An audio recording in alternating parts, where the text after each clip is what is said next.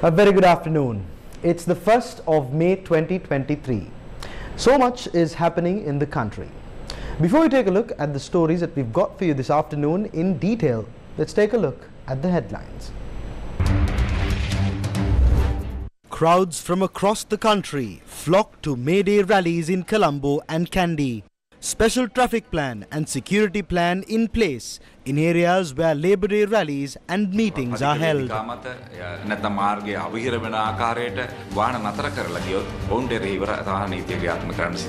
Heavy showers to be expected this afternoon. Landslide warnings continue for 3 provinces.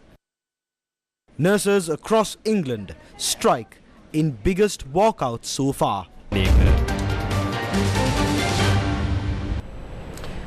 News First takes a look back at International Labour Day, which marks its 137th year.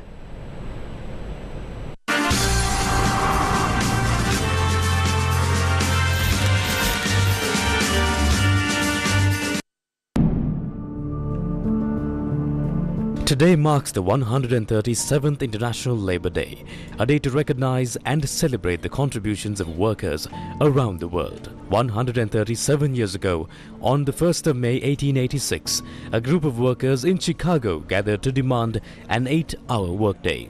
The movement grew rapidly, with over 65,000 workers joining in the protests just 3 days later. However, on the 3rd of May 1886, a group of armed police officers attacked the workers on the orders of their employers, resulting in the deaths of 4 workers. The following day, a group of workers gathered in Haymarket Square to protest the assault, but the confrontation turned violent, leading to the death of 6 police officers and an unknown number of workers.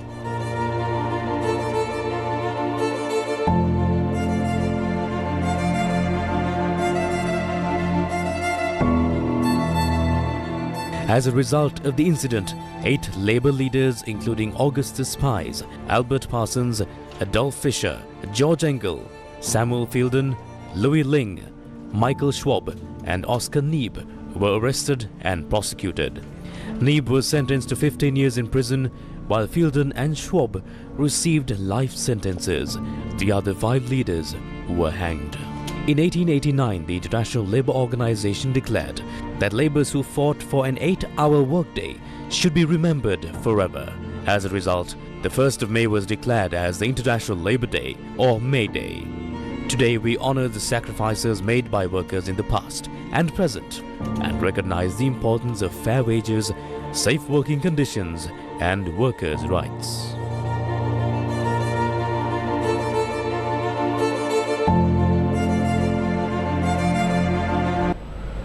Meanwhile, Sri Lankan President Ranil Wickremesinghe has said that he would work to create the political and economical changes called for by the youth in the country. He was speaking at the UNP May Day rally in Colombo on Monday morning at the Premadasa Indoor Stadium. ඇත්ත වශයෙන්ම දේශපාලන ආර්ථික ක්‍රමයේ වෙනසක් ඕන කියලා තමයි තරුණ අය කියන්නේ. Youth are calling for a change in the political and economic systems. We need to listen to them, create that change. We are hoping to take several measures to address that.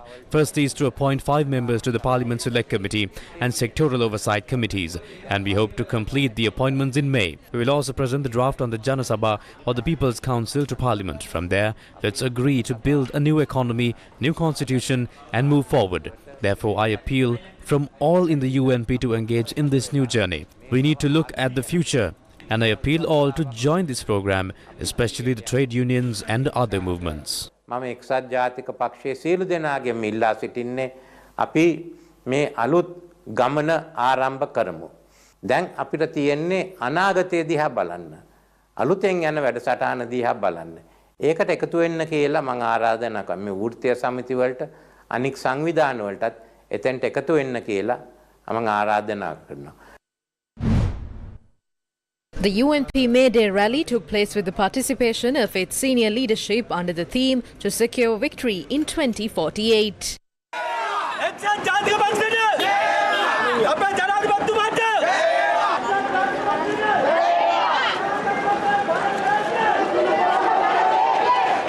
අනිත් දේශපාලන පක්ෂ අභියෝග බාරගත්තත් ඒ අභියෝගවලින් පසුව Though other political parties accept challenges, when they fail, they flee. We witnessed it in the recent past.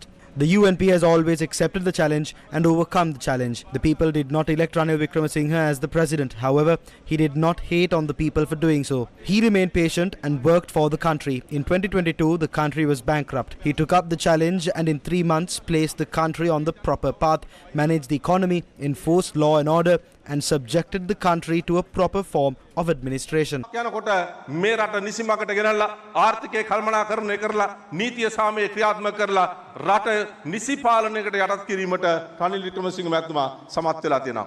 The UNP May Day rally was filled with many items to add colour to the event.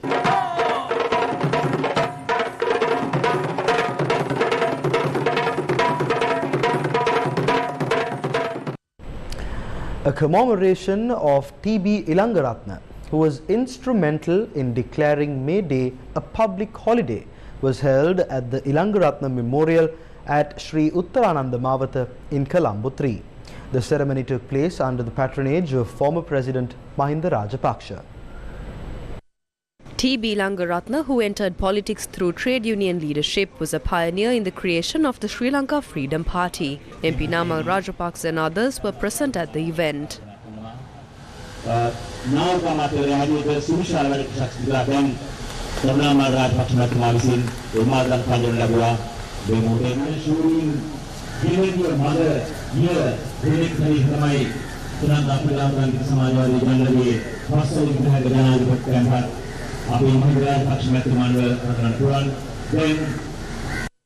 After the ceremony, SLPP MP Namal Rajapaksa responded to the questions raised by journalists.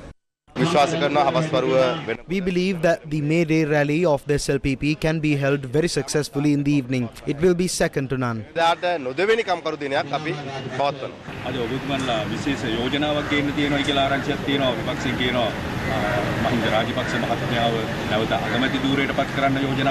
Prime Minister Dinesh Gunawardena will also join our May Day rally, and it is not the opposition that should make that proposal. If that proposal is to be made, the Podujana Peramuna and our ruling party should do it. But we must make it clear that political decisions are not made on the stage of May Day.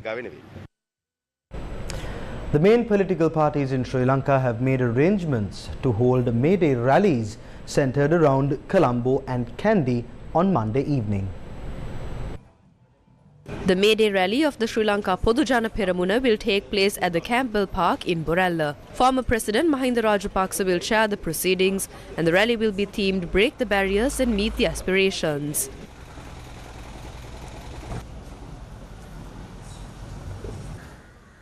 The Samaki Jana Balawegaya, which is the main political party, will celebrate May Day under the theme Vadabime Aragalaya Mawime Jagrahane Venuwen, which translates to the struggle at the workplace for the victory of the nation. The May Day march will begin from the PD Sirisena grounds in Maligawattha. The May Day rally of the SJB will thereafter be held at the AE Gunasinghe grounds in Colombo. SJB supporters arrived in Colombo since this morning to join the rally. These are SJB activists from the Anuradhapura district.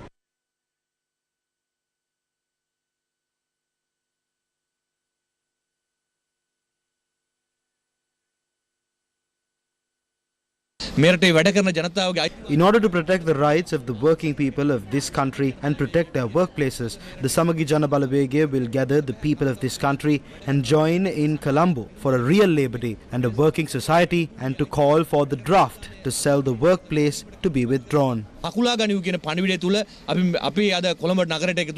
SJB activists from Kurunagal also arrived in Colombo.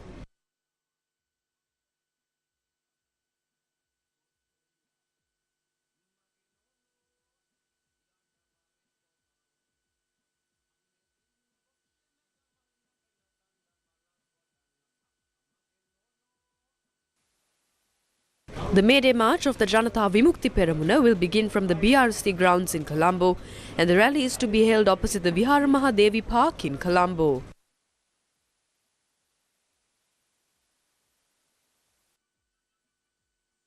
The Sri Lanka Freedom Party May Day rally will be held opposite the Central Market in Kandy.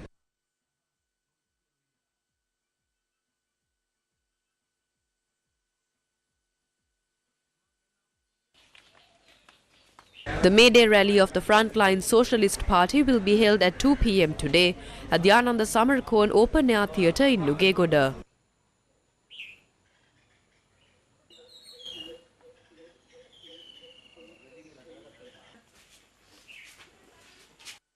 The maiden May Day rally of the breakaway faction of the SLPP, the Freedom People's Congress, will be held at the Sahas Uyana in Kandy today. Another breakaway faction of the SLPP, the Uttara Lanka Sabagya, will hold their May Day rally at Hyde Park in Colombo. Many trade unions and civil organizations have also organized May Day celebrations. The May Day rally of the Independent Trade Unions and Mass Organizations Centre, which includes over 35 trade unions and civil organizations, will take place at the PD Sirisena grounds in Maliga Kanda. The National Trade Union Front will be staging their May Day rally at Town Hall, Colombo. Meanwhile, Sri Lanka police said a special security and traffic plan is in place today in line with May Day. Police media spokesperson SSP Nihal Thalduwa said the special plan will be implemented centered around Colombo, Nugegoda, Kandy and Hatton. Campbell පිටියේ රැස්වීම ගත්තොත් ඒ bus රථ නතර කිරීම සඳහා ජෙඩි පෙරරා මාවත සිරිදම්ම මාවත බේස්ලයින් පාර දෙමටගොඩ සිට බන්ධනාගාරය දක්වාම මාර්ගයේ මන්තිරු ලබා දීලා තියෙනවා නතර කරන්න. ඒ වගේම ප්‍රභු රථගාලක් විදියට කන්නංගර විදුහල් භූමිය ලබා දීලා තියෙනවා. ඒ වගේම පංචකාවත සංඝරාජ හන්දිය අසල රැස් වෙන පිරිස සඳහා බස් රථගාල විදියට ලබා. If we consider the rally at Campbell Park, buses can be parked at JD Pereira Mawatha, Siridhamma Mawatha baseline road from Demadagoda to prison. The Kannangara Vidyalaya grounds can be used as a VIP car park.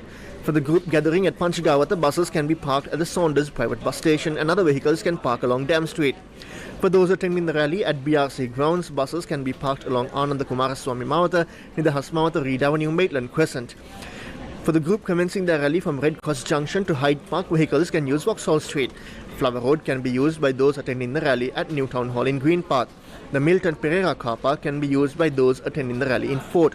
If anyone parks on the pavement or in an obstructive manner, legal action will be taken against them.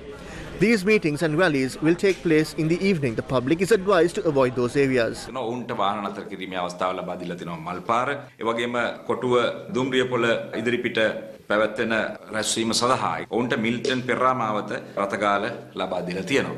යම්කිසි කෙනෙක් ඇවිල්ලා නොසලකිලිමත් පදික වේදිකා මත නැත්නම් මාර්ගයේ අවහිර වෙන ආකාරයට වාහන නතර කරලා ගියොත් ඔවුන්ට එරෙහිව තහන නීතිය ක්‍රියාත්මක කරන්න සිද්ධ වෙනවා. රැස්වීම කොළඹ නගරයේ හවස් වරුවේ තියෙන්නේ. ඉතින් හවස් වරුවේදී විශේෂයෙන්ම මාර්ගයේ ගමන් ගන්න ජනතාව මේ ප්‍රදේශ මගහැර ගමන් කරන්නට පුළුවන් නම් හොඳයි.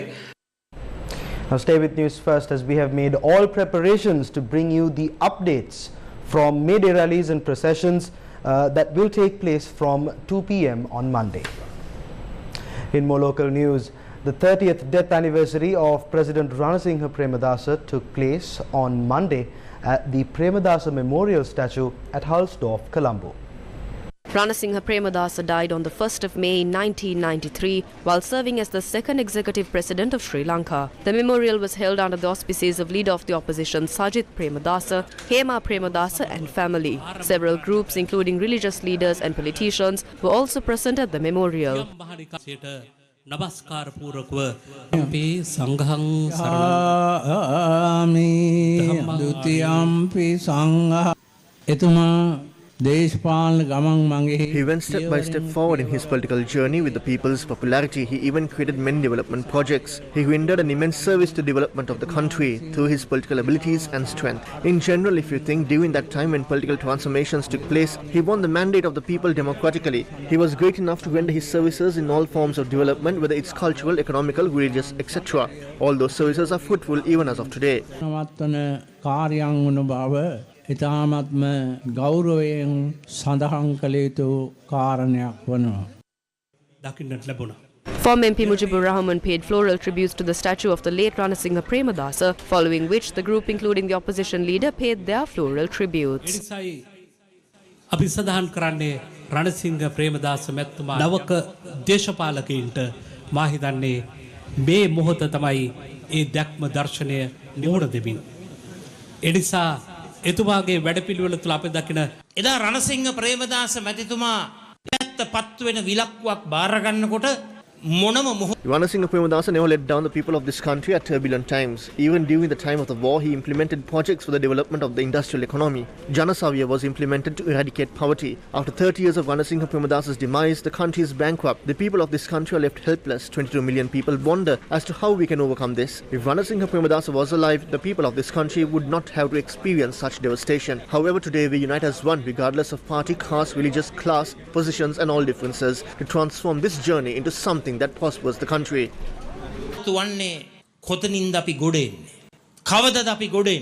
පැහැදිලිවම රණසිංහ ප්‍රේමදාස මැතිතුමා ජීවතුන් අතර හිටියානම් මේ වගේ දුක්ඛිත තත්වයක් රටේ ජනතාවට නිර්මාණය වන්නේ නැහැ.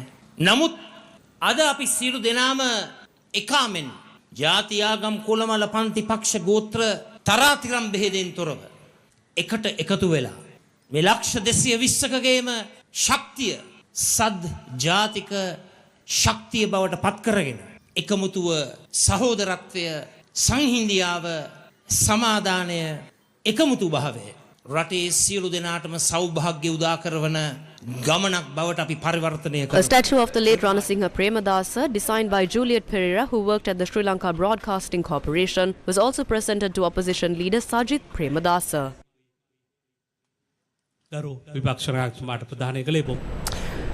In more local news, the price of fuel was revised at midnight on Sunday.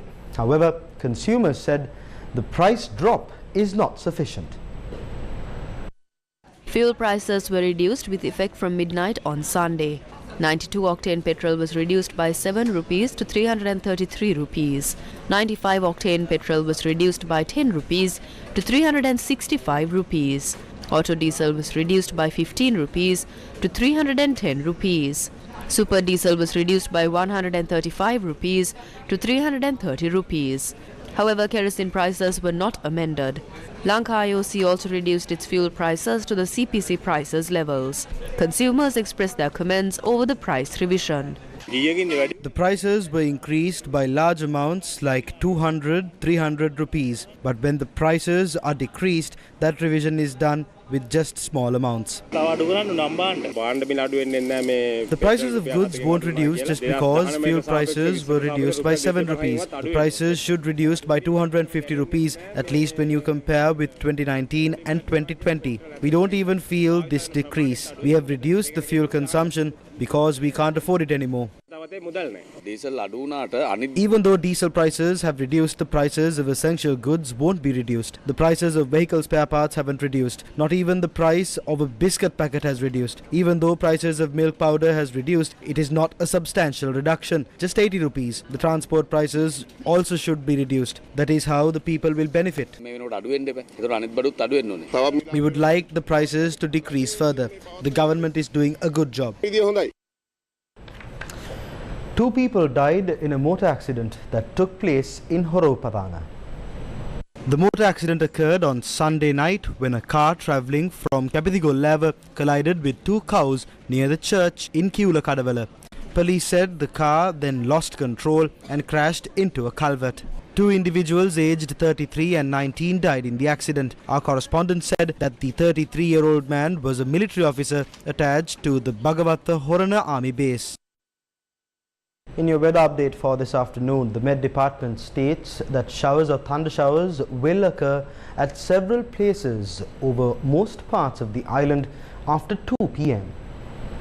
Heavy showers above 100 millimeters are likely at some places in the western, Sabaragamuwa, central, northwestern and southern provinces. Showers or thunder showers may occur in the western and southern provinces during the morning as well. The general public is requested to take adequate precautions to minimize damages caused by temporary localized strong winds and lightning during thunder showers.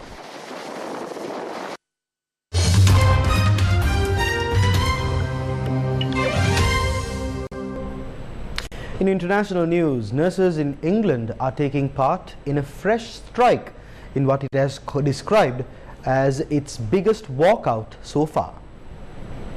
The Royal College of Nursing strike affects half of England's NHS trusts and will last until midnight on Monday. It is the first time some nurses who work in A&E, intensive care and cancer services have joined the picket lines, although the union has agreed staff can be called in for some critical areas. The government says the strike will be incredibly disruptive for patients. This latest 28-hour strike comes ahead of a crucial meeting between a number of health unions, ministers and NHS bosses on Tuesday, when the government's pay offer of 5% will be discussed. Health Secretary Steve Barclay described the RCN's decision to press ahead with its strike as premature and disrespectful to other unions taking part in the meeting. President of Turkey has announced that Turkish forces have killed Abu Hussein al-Qureshi, the suspected leader of Islamic State in Syria. Qureshi is believed to have taken over the group after his predecessor was killed last autumn. The MIT intelligence agency, which had been tracking Qureshi for some time, carried out the operation in the northern town of Jandariz, close to the Turkish border. Erdogan told the IS leader was neutralized in a Turkish MIT intelligence agency operation on Saturday. He further added, stating, quote, "We will continue our struggle with terrorist organizations without any discrimination," unquote. IS has made no comment on the reported operation. It is estimated that IS has between 6,000 and 10,000 fighters in Syria and Iraq and continues to carry out hit-and-run attacks, ambushes and roadside bombings. IS regional affiliates also pose threats in other conflict zones around the world. Now, as Sudan's crisis deepens, Port Sudan has become a crucial hub for evacuation and humanitarian aid. Saudi warship HMS Aldiria arrived at the port to evacuate people from the country. The ship was joined by 2 other vessels waiting offshore. Many people, including foreign workers from South Asia, had been waiting at the port for days to escape the violence. Port Sudan has been relatively less affected by the conflict, but is now overwhelmed with people fleeing Khartoum and other places. However, many with less fortunate passports, such as Yemenis, Syrians and Sudanese, fear that they have no way out. Diplomats have expressed their gratitude for Saudi Arabia's evacuation efforts, which have helped more than 5,000 people of 100 nationalities leave the country. With no way out, as close to 3,000 Yemenis, mainly students, have been stuck for weeks in Port Sudan. And that brings us to the end of this edition of Lunchtime News here on TV1. For the News First team, I've been Senita Senanayaka. Take care and stay safe.